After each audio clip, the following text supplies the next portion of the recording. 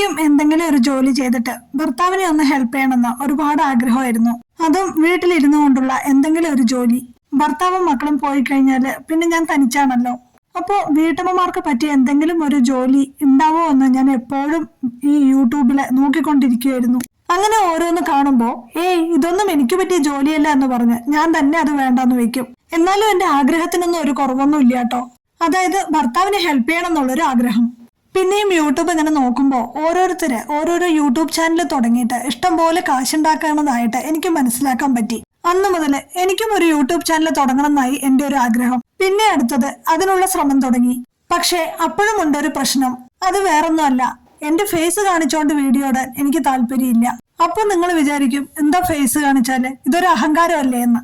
പക്ഷെ അതുകൊണ്ടൊന്നും അല്ല കേട്ടോ. എന്താ കാരണം എന്നറിയോ? എന്റെ ഭർത്താവ് തന്നെ പറഞ്ഞു, നിന്റെ ഫേസ് കാണിച്ച് വീഡിയോ ഇട്ടാല് ആ വീഡിയോ ഒരാള് പോലും കാണില്ല എന്നുള്ളത്.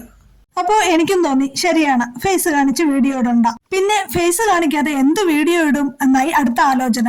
പിന്നെ കുക്കിംഗ് വീഡിയോ ഒക്കെ ഇട്ടാലോ എന്ന് ചിന്തിക്കാനായിട്ട് തുടങ്ങി. പക്ഷെ അപ്പോഴും ഒരു പ്രശ്നമുണ്ടല്ലോ. അതെന്താന്നറിയോ? സാധാ ഒരു ചോറും കറിയും കൂടെ നേരാവണ്ണം ഉണ്ടാക്കാൻ അറിയാത്ത ഞാൻ പോയിട്ട് എന്ത് കുക്കിംഗ് വീഡിയോ ഇടാനാണ്? അങ്ങനെ അതും വേണ്ടെന്ന് വെച്ചു. പക്ഷെ ആഗ്രഹത്തിനൊട്ടും തന്നെ ഒരു കുറവൊന്നും ഇല്ല കേട്ടോ. ഭർത്താവിനെ ഹെൽപ്പ് ചെയ്യണം എന്നുള്ളൊരു ആഗ്രഹം. അങ്ങനെ ആലോചിച്ചു കൊണ്ടിരിക്കുമ്പോഴാണ് എനിക്കൊരു ആലോചന മനസ്സിൽ തോന്നാൻ തുടങ്ങിയത്. അതെന്താണെന്ന് വെച്ചാല്, ഗുരുവായൂരപ്പന്റെ ഏറ്റവും വലിയൊരു ഭക്തിയാണ് ഞാൻ. ഒരു ഗുരുവായൂരപ്പന് ഒരുപാട് ഇഷ്ടമാണ്. അങ്ങനെ ഗുരുവായൂരപ്പന്റെ കഥകൾ പറഞ്ഞുകൊണ്ടുള്ള ഓരോ വീഡിയോ ഇട്ടാലോ എന്നായി അടുത്ത ചിന്ത. അതായത് ശബ്ദം മാത്രം കൊടുത്തിട്ട് ഫേസ് കാണിക്കാതെ, ഇപ്പൊ ഞാൻ ചെയ്യണ വീഡിയോ പോലെ. അങ്ങനെയാണെങ്കിലോ ആർക്കും ഒരു പ്രശ്നം ഉണ്ടാവില്ല. എന്നാലോ എന്റെ ഫേസ് കാണിക്കും വേണ്ട, എന്റെ ശബ്ദം മാത്രം കൊടുത്താൽ മതിയല്ലോ. അങ്ങനെയാവുമ്പോ ഭഗവാന്റെ കഥയാവുമ്പോ ആരാ കാണാത്തത്, ആരാ കേൾക്കാത്തത്? ഭഗവാന്റെ കഥ കേൾക്കാനായിട്ട് ഇഷ്ടമില്ലാത്ത ആരും ഉണ്ടാവില്ലല്ലോ. അങ്ങനെ എല്ലാവരും വീഡിയോ കാണുമ്പോ എനിക്ക് നല്ല കാശുണ്ടാക്കാൻ സാധിക്കുമല്ലോ. അങ്ങനെ ഞാന് ഭഗവാന്റെ ഓരോ കഥകളായിട്ട് വീഡിയോ അപ്ലോഡ് ചെയ്യുമ്പോൾ എല്ലാവരും അത് കാണും. അങ്ങനെ കുറെ പേര് അങ്ങനെ കാണുമ്പോൾ എനിക്ക് ഒരുപാട് പൈസ കിട്ടും. അങ്ങനെ ഒരുപാട് പൈസ കിട്ടുമ്പോൾ ഞാൻ വലിയൊരു പണക്കാരിയായി മാറും. അങ്ങനെ ചിന്തിച്ച് സ്വപ്നം കാണാൻ തുടങ്ങി. അങ്ങനെ എനിക്ക് രാത്രിയൊന്നും ഉറക്കമില്ലാത്തൊരവസ്ഥയായി. അങ്ങനെ എനിക്ക് യൂട്യൂബിൽ നിന്നുള്ള വരുമാനം മാത്രമായി ചിന്ത. അപ്പോഴാണ് എനിക്ക് മനസ്സിലായത്, വെറുതെ ചിന്തിച്ചു കൊണ്ടിരുന്നത് കൊണ്ട് മാത്രം ഒരു കാര്യമില്ല എന്നുള്ള കാര്യം. ഗുരുവായൂരപ്പന്റെ കഥകൾ പറഞ്ഞിട്ടുള്ള വീഡിയോ അപ്ലോഡ് ചെയ്യണം, എന്നാൽ മാത്രമേ എനിക്ക് പ്രയോജനമുള്ളൂ എന്നുള്ള കാര്യം. അങ്ങനെ ഗുരുവായൂരപ്പന്റെ കഥകൾ പറഞ്ഞിട്ട് വീഡിയോ ഇടാന്ന് തീരുമാനമായി. അപ്പോഴാണ് അടുത്ത പ്രശ്നം തുടങ്ങിയത്. അതെന്താണെന്നല്ലേ പറയാം.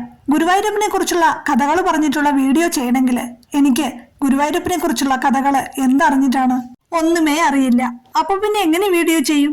വീഡിയോ ചെയ്താലല്ലേ കാശുണ്ടാക്കാൻ പറ്റത്തുള്ളൂ, എന്നാലല്ലേ ഭർത്താവിനെ ഹെൽപ്പ് ചെയ്യാൻ പറ്റത്തുള്ളൂ. ഇത് ഞാൻ ഭർത്താവിനോട് പറഞ്ഞു. ഭർത്താവിന് കിട്ടുന്ന കാശിന്റെ കാര്യമായതുകൊണ്ട് മാത്രം അങ്ങേര് എന്നെ സഹായിക്കാമെന്നേറ്റു. ഗുരുവായൂരപ്പന്റെ കഥകളുള്ള കുറെ പുസ്തകങ്ങൾ എനിക്ക് വാങ്ങിത്തരാമെന്ന് പറഞ്ഞു. അങ്ങനെ ഗുരുവായൂരപ്പന്റെ കഥകൾ അടങ്ങിയ കുറെ പുസ്തകങ്ങൾ അങ്ങേര് എനിക്ക് വാങ്ങിത്തന്നു. അങ്ങനെ ഞാന് പുതിയൊരു ജോലിയിലേക്ക് കാലെടുത്ത് വയ്ക്കുകയാണ് കേട്ടോ. അതായത് എന്റെ യൂട്യൂബ് ജേണി. അങ്ങനെ ഞാൻ ഒരു യൂട്യൂബ് ചാനൽ തുടങ്ങി. ഗുരുവായൂരപ്പന്റെ കഥകൾ പറയാൻ തുടങ്ങി. ഓരോ ഷോർട്സ് ഇടുമ്പോഴും ഇതൊരു 5 മില്യൺ ആൾക്കാർ കാണും എന്നുള്ളൊരു തോന്നലായി. ഓരോ വീഡിയോ അപ്ലോഡ് ചെയ്യുമ്പോഴും ഇതൊരു 3 ലാഖ് 4 ലാഖ് ആൾക്കാർ കാണും എന്നുള്ളൊരു തോന്നലായി. അങ്ങനെ എന്റെ സ്വപ്നങ്ങൾക്ക് അതിരില്ലായിരുന്നു. പക്ഷേ എന്റെ കണക്കുകൂട്ടലുകൾ എല്ലാം തെറ്റി. എന്റെ ഓരോ ഷോർട്സും 1000 പേരല്ലാതെ അതിൽ കൂടുതൽ ആരും കാണാതായി. 2 ലാഖ് 3 ലാഖ് ആൾക്കാർ കാണുമെന്ന് പറഞ്ഞ എന്റെ ഓരോ വീഡിയോയും ഞാൻ തന്നെ കാണേണ്ട ഒരവസ്ഥയായി. അങ്ങനെ എനിക്ക് എല്ലാവരോടും ഒരുതരം ദേഷ്യമായി. സാധാരണക്കാരിയായ എന്നെ പോലുള്ളവരുടെ വീഡിയോ ആർക്ക് കാണാൻ? ഞാൻ പറയുന്ന ഗുരുവായൂരപ്പന്റെ കഥകൾ കേൾക്കാൻ ആർക്ക് സമയം? എല്ലാവർക്കും വേണ്ടത് സെലിബ്രിറ്റികളുടെ വീഡിയോ, അതുമല്ലെങ്കിൽ ആരെയെങ്കിലും കുറ്റം പറയുന്ന വീഡിയോ. എങ്കിലും ഞാൻ തോറ്റു പിന്മാറാൻ തയ്യാറായിരുന്നില്ല.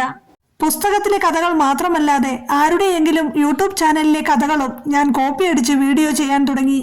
നല്ല നല്ല കഥകൾ ഞാൻ വീഡിയോ ചെയ്യാൻ തുടങ്ങി.